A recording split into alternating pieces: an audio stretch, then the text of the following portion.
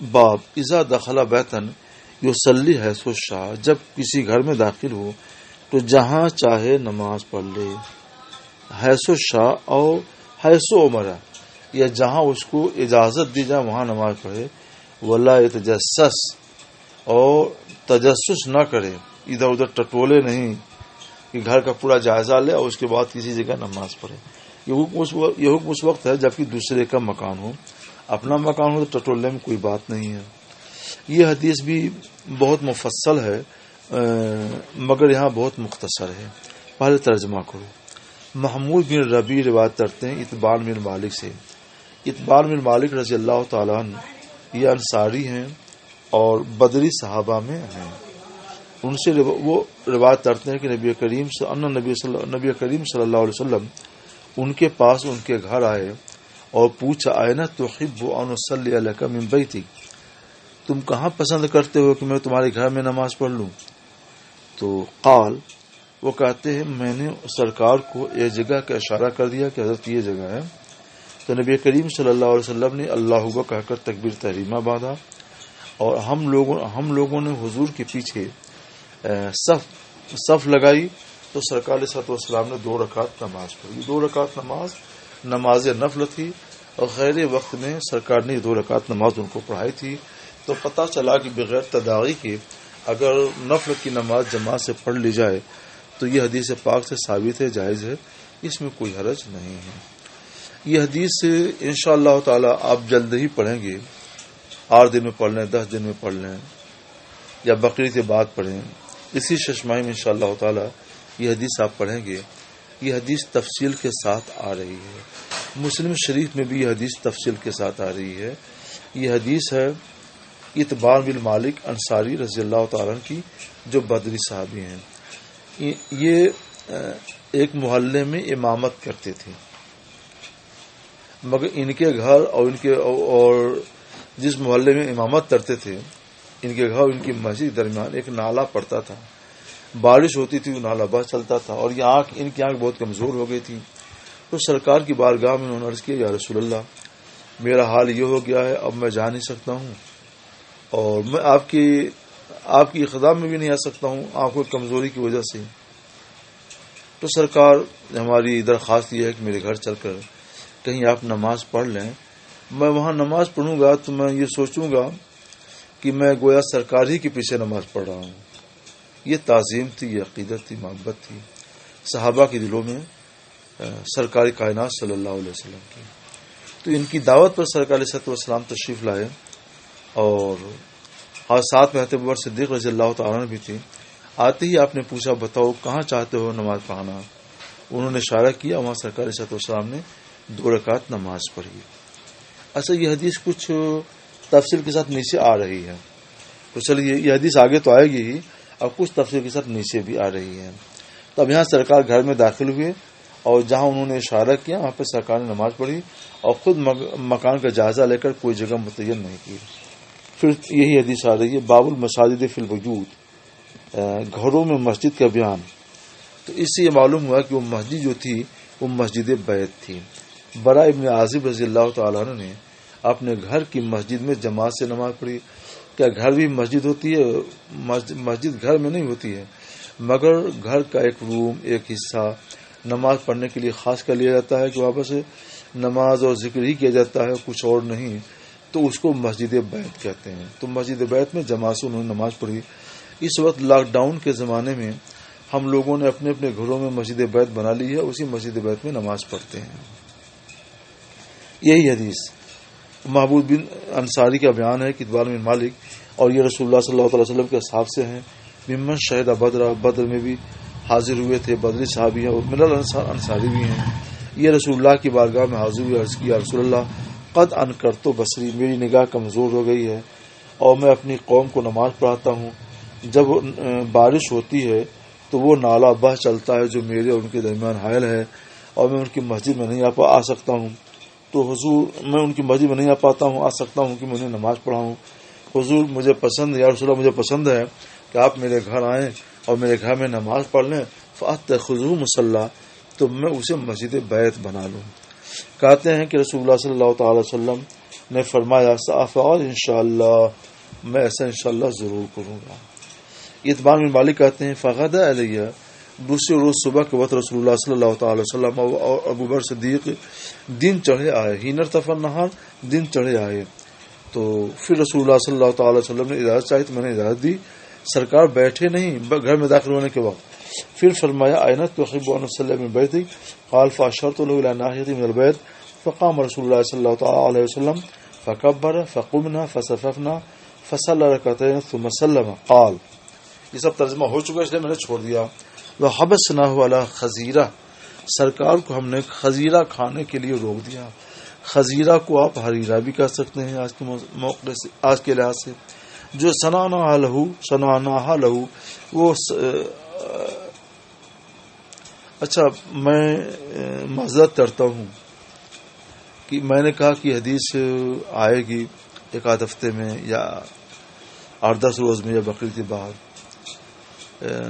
میں وہ دیکھ رہا ہوں جو حدیث کا میں حوالہ دے رہا تھا وہ پوری حدیث یہیں آج آ رہی ہے، اگلے صفحے پر بھی حدیث ہے اور پوری حدیث یہیں پر ہے، تو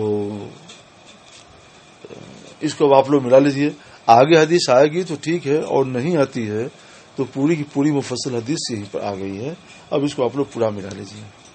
خزیرہ یہ کیا چیز ہے؟ یہ خزیرہ والا کھانا اب نہیں پایا جاتا، ہوتا تو ہم آپ کو بتا دیتے ہیں، میں کھانے کا کچھ حصہ تو پایا جاتا ہے۔ خزیرہ بنتا تھا قیمہ سے، گوشت کے قیمہ بنا کر اسے پکاتے تھے تو قیمہ پایا جاتا ہے، اور آٹا سے تو آٹا بھی پایا جاتا ہے، مگر خزیرہ کیسے بنتا تھا تو اس کا طریقہ یہ ہوتا تھا کہ قیمہ کو پانی میں ڈال کر کے ابالتے تھے، کچھ نمک مرچ ڈال کر کے، جب وہ پکنے کے قریب ہو جاتا تو اس میں آٹا ڈالتے تھے، اور اب قیمہ سے چلا چلا کر اب آٹے کو پکاتے تھے۔ جب آٹا پک جاتا تھا تو آٹا اور قیمہ ملا کر کے ایک لذیذ کھانا بن جاتا تھا قیمے کا، اس کو وہ لوگ خزیرہ کہتے تھے۔ آپ چاہیں تو ترجمے کے لیے اس کا نام حریرہ رکھ لیجیے، اب وہ کھانا ملتا ہی نہیں تو ہم اس کا نام کیا رکھیں، لیکن چاہے تو خزیرہ کا ترجمہ خزیرہ ہی کر دیجیے۔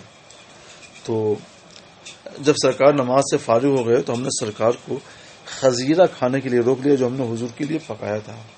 کہتے اچھا یہاں پر ایک چیز میں بیان کر دوں کہ اس سے پہلے انس بن مالک کی ایک حدیث گزری ہے کہ ان کی دادی ملیکہ نے سرکار علیہ السلام کی دعوت کی، آئے سرکار، تو پہلے سرکار نے کھانا کھایا اور بعد میں سرکار نے سب کو جمع کر کے 2 رکعت نماز پڑھائی، اور یہاں بھی سرکار کو مدعو کیا گیا، یہاں سرکار علیہ السلام نے پہلے نماز پڑھی ہے پھر کھانا کھایا ہے، تو ایسا کیوں؟ یہاں پہلے نماز بعد میں کھانا، وہاں پہلے کھانا اور پھر نماز، وہ حدیث بھی جلدی آپ نے پچھلے سبق میں پڑھی ہے۔ تو اس کی وجہ یہ ہے کہ وہاں سرکار علیہ السلام کو دعوت ملی تھی کھانے کی، تو اس لیے سرکار نے پہلے کھانا کھایا اور بعد میں نماز پڑھی، اور یہاں سرکار کو دعوت ملی تھی نماز کی، اس لیے سرکار علیہ السلام نے یہاں پہلے نماز پڑھی ہے پھر کھانا کھایا ہے۔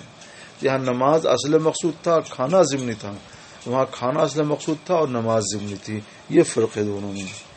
اب آگے کی حدیث سنیے سام فثاب فی البیت رجال من اہل الدار، دار کا لفظ جو محلہ کے معنی میں بھی آتا ہے، ذو عدد کی جمع ہے، کثیر کے معنی میں، صحابہ کے معنی اجتماع، تو گھر میں محلہ کے کثیر لوگ جمع ہو گئے، آئے فاجتمعوا اور اکٹھا ہو گئے۔ ایک صاحب نہیں آئے، وہ تھے مالک بن دخشن۔ مالک بن دخشن کو مالک بن دخیشن بھی کہتے ہیں، مالک بن دخشن بھی کہتے تھے، تو ان کا نام مسلم شریف میں بھی آیا ہے، مگر وہاں اتنی تفصیل نہیں ہے جو تفصیل آپ یہاں بخاری شریف میں پڑھ رہے ہیں۔ تو وہ نہیں آئے مالک بن دخشن، اور ان کا اٹھنا بیٹھنا منافقین کے ساتھ بھی ہوتا تھا، اور صرف وہی آئے نہیں، باقی پورے محلے کے لوگ اکٹھا ہو گئے۔ تو اب سنیے صاحب، تو جو لوگ جمع ہوئے تھے ان میں سے ایک شخص نے کہا کہ مالک بن دخیشن کہاں ہے یا مالک بن دخشن کہاں ہے؟ تو بعض نے جواب دیا ذالک منافق، ارے وہ تو منافق ہے، اللہ رسول سے محبت نہیں کرتا، وہ کیوں آئے گا یہاں پر؟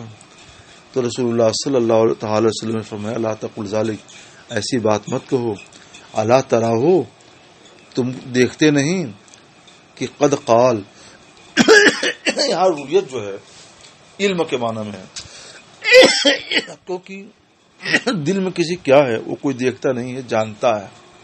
تو قرین مقام یہاں پر جو ہے شاہد ہے کہ تراہ وانا تعلم ہے، تمہیں معلوم نہیں کہ اس نے لا الہ الا اللہ پڑھا ہے. مراد پورا کلمہ طیبہ لا الہ الا اللہ محمد رسول اللہ، اس نے کلمہ طیبہ پڑھا ہے. یرید بذالک وجہ اللہ تعالی، وجہ کے معنی رضا، اور اس سے اس کا ارادہ، اس کی نیت اللہ کی رضا کی ہے. یعنی اللہ کی رضا کے لیے، اللہ کی رضا کے ارادے سے، اللہ کی رضا کی نیت سے اس نے کلمہ طیبہ پڑھا ہے. تو رضا کی نیت اور رضا کا ارادہ تو یہ تو قلبی چیز ہے جو دل کے اندر مخفی ہوتی ہے، یہ دیکھی نہیں جا سکتی. اس لیے سرکار نے جو اللہ تعالیٰ فرمایا تو یہ معنی میں اللہ تعالیٰ کیا ہے. اب صحابہ نے کہا اللہ و رسول عالم، اللہ اور رسول کو خوب معلوم ہے. فَإِنَّا نَرَى، ہم نے جو کہا تو اس کی وجہ یہ ہے کہ اِنَّا نَرَى وَجْهَهُ، ہم ان کی توجہ و نصیحت اور ان کی خیرخواہی منافقین کے ساتھ دیکھتے ہیں کہ ان کے ساتھ اٹھنا بیٹھنا کھانا پینا پایا جاتا ہے، اس لیے ہم نے منافق کر دیا. باقی حقیقت حال کیا ہے وہ اللہ جانے، اللہ کے رسول جانے. تو اب رسول اللہ صلی اللہ تعالی وسلم نے فرمایا بے شک اللہ عز و جل نے جہنم کو شخص پر حرام کر دیا ہے جس نے کلمہ طیبہ پڑھا ہو، یبتغی بذالک وجہ اللہ، اور اس سے وہ اللہ کی رضا چاہتا ہو. تو دیکھو یبتغی بذالک وجہ اللہ، یرید بذالک وجہ اللہ، اللہ کی رضا چاہنے کے لیے کلمہ پڑھنا یہ بھی دل کے اندر مخفی امر ہے. اس سے معلوم ہوا کہ رسول اللہ صلی اللہ تعالی وسلم کی نظر دل کے نہا خانے پر بھی ہے، سرکار اس کو بھی دیکھ رہے ہیں. تو یہ حدیث بھی سرکار کے حاضر و ناظر ہونے کی دلیل ہوئی. ابن شہاب کہتے ہیں میں نے حسین بن محمد انصاری سے پوچھا، اور یہ قبیلہ بنو سالم کے ایک فرد ہیں، وہ من سراتہم، یہ سری کی جمع جس کے معنی سردار ہیں، اور یہ ان کے سرداروں میں سے تھے. میں نے ان سے محمود بن ربی کی اس حدیث کے بارے میں پوچھا کہ آپ نے یہ حدیث سنی؟ فصدقہ بذالک، تو انہوں نے اس حدیث کی تصدیق کی کہ ہاں یہ واقعہ ہے، حدیث یوں ہی ہے. تو دو حدیثیں اس بارے میں گویا ہو گئیں کہ سرکار علیہ الصلوۃ والسلام نے ان سے یہ فرمایا. اور یہ حدیث بڑی اہم ہے. اس سے ایک تو معلوم ہوا کہ سرکار علیہ الصلوۃ والسلام جہاں نماز پڑھ لیں تو اس کو صحابہ کرام بہت متبرک اور مقدس جگہ سمجھتے تھے. اس سے آثار شریفہ سے برکت حاصل کرنے کا ثبوت فراہم ہوتا ہے. اس سے بھی معلوم ہوتا ہے کہ صحابہ کے دل میں سرکار کی بڑی عظمت تھی. اس سے بھی معلوم ہوتا ہے کہ کوئی بڑا اور عظیم آدمی کسی جگہ کسی کے ہاں جائے تو محلے کے لوگوں کو چاہیے کہ ملاقات کے لیے جائیں، ان سے فیض حاصل کریں، ان کی نصیحتیں سنیں اور ان کی باتوں پر عمل کریں. اور اس سے بھی معلوم ہوا کہ رسول اللہ صلی اللہ تعالی علیہ وسلم دلوں کے نہا خانے پر بھی نظر رکھتے تھے اور سرکار کو اس کا بھی علم تھا. باب التیمم فی دخول المسجد وغیرہ، مسجد وغیرہ میں داخل ہونے میں داہنے سے شروع کرنے کا لحاظ. اس مضمون کی حدیث، یہ بلکہ یہ حدیث اس سے پہلے بھی گزر چکی ہے، اور چونکہ داہنے کو فضیلت حاصل ہے اس لیے داہنے سے اچھا کام شروع کرنا چاہیے. ابن عمر رضی اللہ تعالیٰ یہ حدیث نہیں گزری ہے، یہ اثر ابن عمر رضی اللہ تعالیٰ اپنا داہنا پاؤں پہلے داخل کرتے، پھر جب نکلتے تو اپنا بایاں پاؤں پہلے نکالتے تاکہ مسجد سے نکلنے میں پہلے بایاں پاؤں نکلے اور داہنا پاؤں بعد میں نکلے.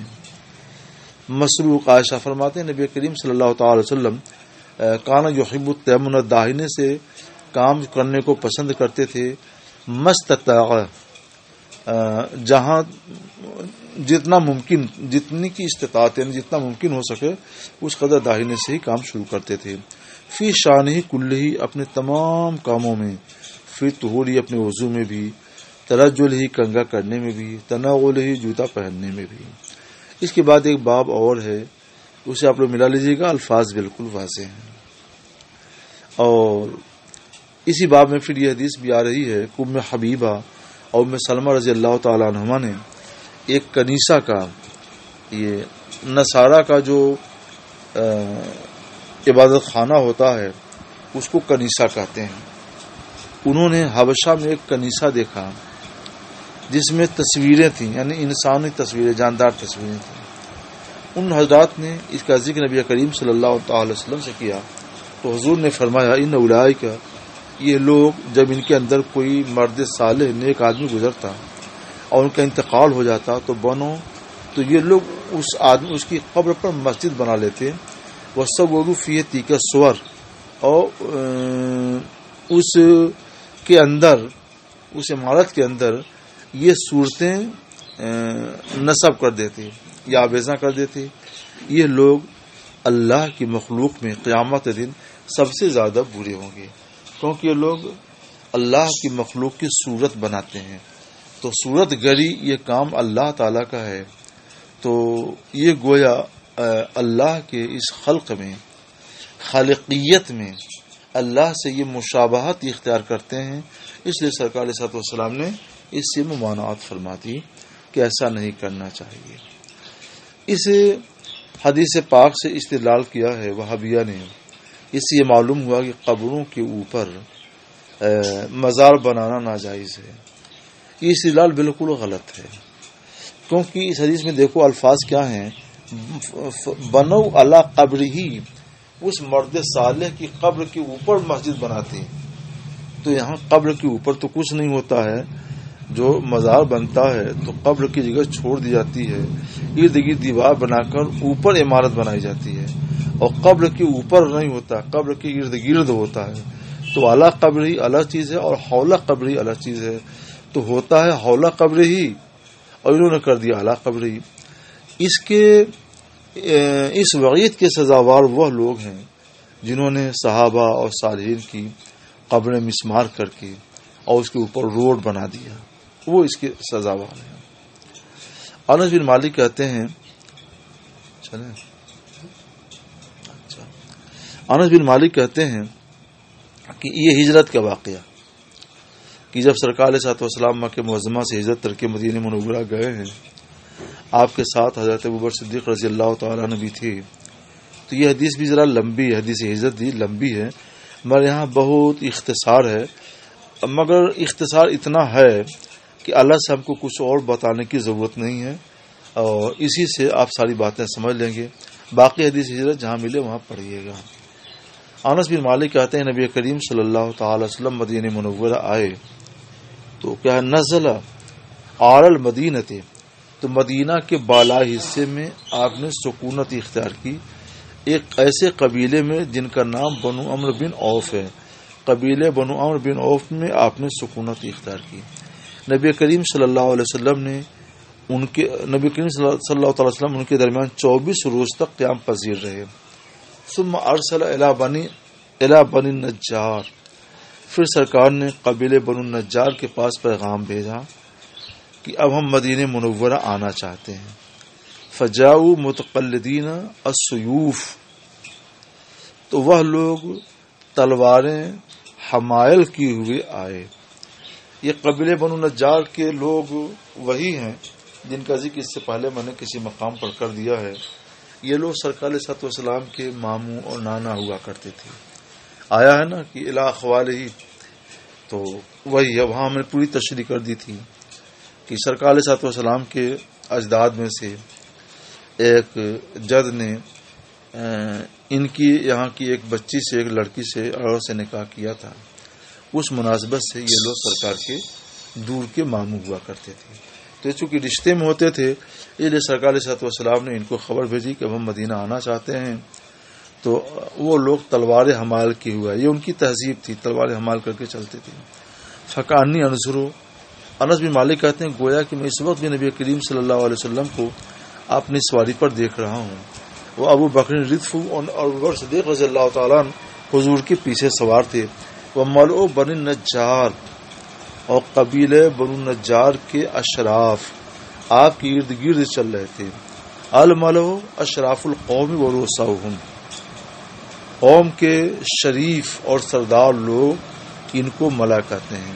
ملا کا معنی جماعت بھی آتا ہے، اس کی جمع املا آتی ہے، املا. قال الملو، ملا کا لفظ قرآن پاک میں کئی جگہوں پر ہے. اشراف کہیں قرین مقام کے لحاظ سے کہیں اس کا ترجمہ اشراف القوم ورؤساؤہم ہوگا، کہیں جماعت ہوگا. چونکہ سرکار علیہ الصلوۃ والسلام کی استقبال کے لیے آئے تھے اور استقبال کے لیے استقبال کے لیے بڑے لوگ ہی جاتے ہیں، اس لیے یہاں پہ الملو معنی میں اشراف القوم اور روساؤں کے ہیں. قبیلے بنو نجار کے اشراف اور روسا آپ کے ارد گرد چل رہے تھے، یعنی دو رویا. یہ ایک جلوس تھا، گویا سرکار کو مدینہ میں کس شان کے ساتھ لے گئے، جلوس کی شکل میں لے گئے. اور اس کی یادگار میں آج اہل سنت و جماعت، یہ 12ویں تاریخ 12ویں ربیع الاول کا واقعہ ہے، تو آج اہل سنت و جماعت اس کی یادگار میں سرکار کا کہ جلوس کی یادگار میں جلوس نکالتے ہیں. تو حتی القا بفنائے ابی ایوب، فنا کے معنی صحن، یہاں تک کہ آپ کی سواری نے، آپ کی اونٹنی نے ابو ایوب انصاری رضی اللہ تعالیٰ کے گھر میں آپ کو اتارا. یا لوگ یہ چاہتے تھے کہ سرکار آپ کے جو ماموں تھے، نانا تھے، سرکار آپ ہمارے یہاں ٹھہریں. کوئی کہتا تھا حضور آپ ہمارے یہاں ٹھہریں. تو سرکار صلی اللہ علیہ وسلم نے فرمایا کہ میری اونٹنی معمور ہے من جانب اللہ، کہ وہ کہاں ٹھہرے گی وہاں ٹھہرے گی، وہیں میں جہاں وہ ٹھہرے گی وہیں میں ٹھہروں گا. تو اونٹنی نے حضرت ابو ایوب انصاری رضی اللہ تعالیٰ عنہ کے صحن میں آپ کو اتارا، وہاں بیٹھ گئی اونٹنی. تو پھر سرکار وہاں سے اترے. وکان یحب، اور سرکار کے محبوب تھا کہ جہاں نماز کا وقت آ جائے وہیں پڑھتے تھے. ویصلی فی مرابض الغنم، اور سرکار بکریوں کے باڑے میں بھی نماز پڑھتے تھے. مرابض یہ میربس کی جمع ہے، میربس کے معنی بکریوں کے رہنے کی جگہ. اور آپ نے حکم دیا. اچھا، اب یہاں سے کہ کچھ نیا مضمون آ گیا ہے تو ہم یہاں تھوڑی سی آپ کو تفصیل بیان کرتے ہیں کہ ابو ایوب انصاری رضی اللہ تعالیٰ عنہ یہ کون ہیں. تو کیونکہ یہ تفصیل بخاری شریف میں کہیں آپ کو پھر ملے گی نہیں پڑھنے کے لیے. یہ سیرت ابن اسحاق نے تفصیل لکھی ہے، اور ان کے حوالے سے سیرت ابن شام میں یہ تفصیل آئی ہے. اور روض العنف میں اس کی جو تشریح کی ہے، سبحان اللہ، بڑی عاشقانہ تشریح ہے. وہ پڑھو تو آنکھوں سے محبت کے آنسو چھلکنے لگتے ہیں. ہم وہ پوری بات یہاں پہ نہیں بیان کرتے ہیں، لیکن اس کا ایک جلوہ، ایک جھلک آپ کے سامنے لا دیتے ہیں. سرکار وہاں ٹھہرے، اونٹنی معمور تھی وہاں ٹھہرنے پر. ایسا کیوں ہوا تھا؟ حضور صلی اللہ تعالی علیہ وسلم کی تشریف آوری سے 1000 سال پہلے یمن کا ایک بادشاہ جسے تبا کہتے تھے وہ آیا مکہ معظمہ، اور اپنے ساتھ 400 علماء و حکماء کو لے کے آیا. علماء جو دانشور تھے ان کو لے کے آیا تھا. پہلے یہ لوگ مکہ معظمہ آئے، پھر وہاں سے یہ لوگ اس جگہ آئے جہاں اس وقت مدینہ منورہ آباد ہے، اور اس کو اس وقت یثرب کہتے تھے. اس وقت کھجوروں کے درخت وغیرہ وہاں پائے جاتے تھے. ان لوگوں نے کتابوں میں پڑھا تھا، توریت، زبور وغیرہ میں، کہ فلاں جگہ ان کا مہاجر ہوگا نبی آخر الزمان صلی اللہ تعالی وسلم کا. تو جو علامتیں بتائی گئی تھیں وہ علامتیں ان لوگوں نے دیکھ لی، پہچاننے کی یہی جگہ ہے جہاں سرکار تشریف لائیں گے. تو 1000 سال پہلے یمن کے بادشاہ تبا نے 400 علماء کو وہاں بسایا، اپنے خرچے سے سب کے لیے الگ الگ مکان بنوایا. سب کی اچھا وہاں پہ اب عورتیں نہیں تھیں تو باندیاں خریدیں، اور باندیاں خرید کر کے آزاد کر کے سب کے ساتھ شادی کر دیا، نکاح کر دیا، اور سب کو اچھی خاصی دولت دے دی کہ اب آپ لوگ یہیں ٹھہریں، یہیں رہیں. اور کس لیے؟ اس کی وجہ یہ بیان کر دی کہ رسول اللہ صلی اللہ تعالی وسلم جو نبی آخر الزمان ہیں ہجرت کر کے یہیں آئیں گے، اور جب وہ یہاں آئیں تو آپ لوگ ان کی مدد کیجیے گا. تو یہ 400 علماء یمن جو آئے، تو یہی 400 علماء یمن یہ آئے تھے صحابہ سرکار علیہ الصلوۃ والسلام کی مدد کے لیے. تو یہ انصاری کا لفظ جو ہے یہ چونکہ مدد کے معنی میں آتا ہے، اس لیے سرکار علیہ الصلوۃ والسلام نے اپنے عہد میں ان کا نام انصار و انصاری کر دیا تھا. پہلے ان کا نام انصار و انصاری نہیں تھا. پہلے یہ لوگ 2 قبیلوں میں آباد ہو گئے تھے، اوس و خزرج، اور بعد میں سرکار علیہ الصلوۃ والسلام نے ان کا نام انصار و انصاری کر دیا تھا. 1000 سال پہلے وہ لوگ آباد ہوئے. اس وقت ایک خط لکھا تھا عربی زبان میں طبا نے، اس میں 7-8 اشعار ہیں. اس میں یہ بھی ہے کہ میں آپ پر ایمان لاتا ہوں اور میں ہوتا تو آپ کی کھل کر میں نصرت کرتا، حمایت کرتا. یہ ساری باتیں اس کے اندر ہیں. تو وہ جو خط لکھا تو اس خط کو اپنے قریبی عالم کے حوالے کر دیا کہ آپ دے دیں، اگر آپ کی ملاقات ہو جائے، آپ سے ملاقات نہ ہو تو آپ اپنے بات کسی عالم کے حوالے کریں اور انہیں یہی نصیحت کر دیں. اس طور پر 1000 سال پہلے لکھا ہوا خط وہ محفوظ رہا. اور یہ کہ بعد دیگرے وہ خط منتقل ہوتے ہوتے حضرت ابو ایوب انصاری رضی اللہ تعالیٰ عنہ کے ہاتھ میں وہ خط آیا تھا. اور ان کو یہ ہدایت تھی کہ اپنے گھر سرکار کو ٹھہرائیے گا. تو اس طور پر سرکار کی اونٹنی وہیں ٹھہر گئی. اور جب سرکار علیہ الصلوۃ والسلام مطمئن ہو گئے تو حضرت ابو ایوب انصاری رضی اللہ تعالیٰ نے وہ خط لا کر سرکار کی بارگاہ میں پیش کیا تھا.